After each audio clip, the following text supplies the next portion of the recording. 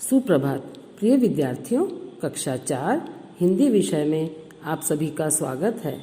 बेटा, हमने अपनी पाठ्य पुस्तक मेधा के पाठ 3 टिटहरी और समुद्र नामक कहानी का भाग 1 पढ़ लिया है और समझ भी लिया है।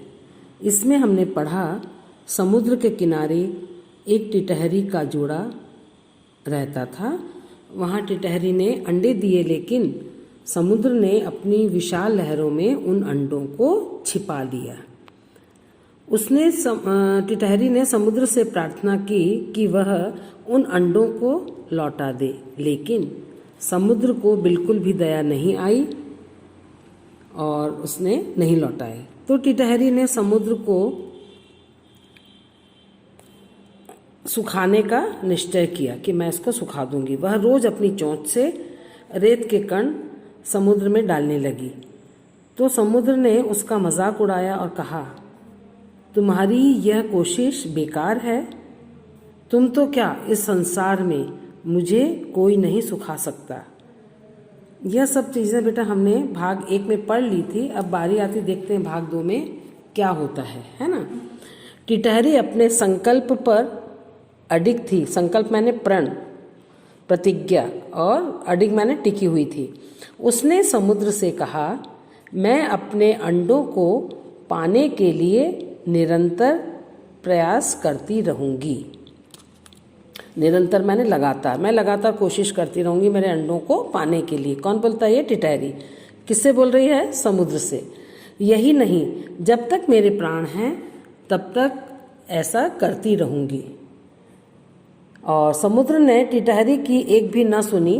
वह अपने घमंड में चूर रहा। उसको बहुत घमंड था कि मेरा कोई कुछ बिगाड़ नहीं सकता। टिटहरी और समुद्र का संवाद सुनकर, संवाद मैंने बातचीत, अगस्त मुनि वहाँ पर आ गए। स्वयं अगस्त मुनि ने टिटहरी का पक्ष लेकर समुद्र से निवेदन किया, किंतु समुद्र ने अगस्त मुनि की भी बात न मानी। अगस्त मुनि ने कहा, उससे रिक्वेस्ट की कि भैया तुम इसके अंडे दे दो, लेकिन समुद्र तो घमंडी, उन्होंने उनकी बात न मानी। समुद्र ने अगस्त मुनि से कहा, आप बहुत बड़े तपस्वी हैं, पर आप भी मुझे सुखा नहीं सकते। देखो उसका घमंड तो देखो। अगस्त मुनि ने समुद्र के अहंकार को चूर करने का निश्चय किया। अगस्त मुनि जो थे, उन्होंने तय किया कि मैं समुद्र के घमंड को खत्म करके रहूँगा। उन्होंने समुद्र को अपने तप के बल से हथेली पर उठा लिया। उन्होंने अपनी तप के बल पर उसको उठा लिया हथेली पर। इस पर समुद्र भयभीत हो गया, वो डर गया एकदम।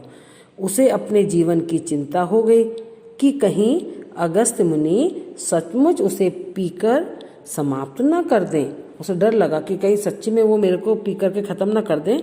फिर क्या था, भय खाकर समुद्र ने अंडे वापस कर दिए। समुद्र एकदम डर गया और उसने टिटहरी के अंडे वापस कर दिए। दयालु मुनि ने समुद्र को मुक्त कर दिया। जो अगस्त मुनि थे ना, वो दयालु तो थे, तो उन्होंने समुद्र को आज़ाद कर दिया, छोड़ दिया। और उससे कहा, क्या कहा? कभी किसी कमज़ोर को सताना नहीं चाहिए। जो तुमसे कमज़ोर है उसको कभी भी मत सताना। और इतना ही नहीं, अपने बल का मिथ्या अभिमान नहीं करना चाहिए। अपनी शक्ति का, अपनी ताकत का घमंड नहीं करना चाहिए। टिटहरी अपने अंडे वापस पाकर प्रसन्न हो गई। उसने अगस्त मुनि का धन्यवाद किया। अगस्त मुनि को उसने धन्यवाद दिया और कहा कि आपने मेरी बहुत सहायता की है। और ये कहानी हमारी बेटा यहीं समाप्त होती है।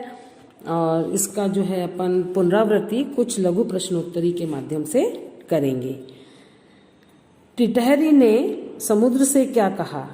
टिटहरी ने समुद्र से कहा, जब तक प्राण है मैं ऐसा ही करूँगी।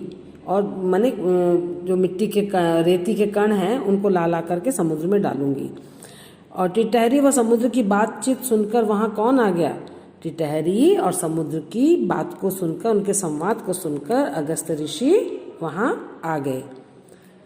अगस्त मुनि ने किसका पक्ष लिया? अगस्त मुनि ने टिटहरी का पक्ष लिया। किसका लिया? टिटहरी का। समुद्र ने अगस्त मुनि से क्या कहा? समुद्र ने अगस्त मुनि से कहा कि आप तो इतने बड़े तपस्वी हैं, पर आप भी मुझे सुखा नहीं सकते। यहाँ उसका ये घमंड बोल रहा है ना। अगस्त मुनि ने क्या निश्चय किया? अगस्त मुनि ने निश्चय किया कि समुद्र के घमंड को चूर करके रहूँगा। और उन्होंने क्या किया? उन्होंने अपने तप के बल से समुद्र को हथेली पर उठा लिया। और फिर क्या हुआ? फिर समुद्र एकदम डर गया, भयभीत हो गया, यानी घबरा गया। फिर क्या हुआ? फिर समुद्र ने डर के मारे अंडे टिटहरी को वापस कर दिए। उसे क्या डर था? उसे यह डर था, समुद्र को यह डर था कहीं अगस्त मुनि उसे पी करके समाप्त ना कर दें, खत्म ना कर दें। दयालु अगस्त मुनि ने समुद्र को आज़ाद करके क्या कहा? अगस्त मुनि ने समुद्र को आज़ाद करके कहा, कभी किसी कमज़ोर को सताना नहीं चाहिए और अपनी शक्ति का, अपनी ताकत का कभी घमंड नहीं करना चाहिए। टिटहरी को अंडे वापस पाकर के कैसा लगा? टिटहरी को जब अंडे वापस मिले ना तो बहुत प्रसन्न हो गई तथा अगस्त मुनि को उसने धन्यवाद कहा। तो इस पाठ से बेटा हमें क्या शिक्षा मिलती है कि हमें अपने से कमज़ोर को नहीं सताना चाहिए, नहीं परेशान करना चाहिए और अपनी ताकत का घमंड भी नहीं करना चाहिए। तो ये पाठ बेटा हमारा यहीं समाप्त हो गया और इसके थोड़े से अपन शब्दार्थ देख लेते हैं। शब्दार्थ हैं तट, तट माने किनारा। विकराल, विकराल माने डरावना, भयानक। विशाल, विशाल माने बहुत बड़ा। द्रवित, द्रवित माने पिघलना या उस बात को मान लेना। और नित्य माने रोज रोज। प्रयास, कोशिश। व्यर्थ, बेकार। संकल्प, प्रण करना। अडिग, टिकी हुई, निरंतर, लगातार। संवाद, बातचीत।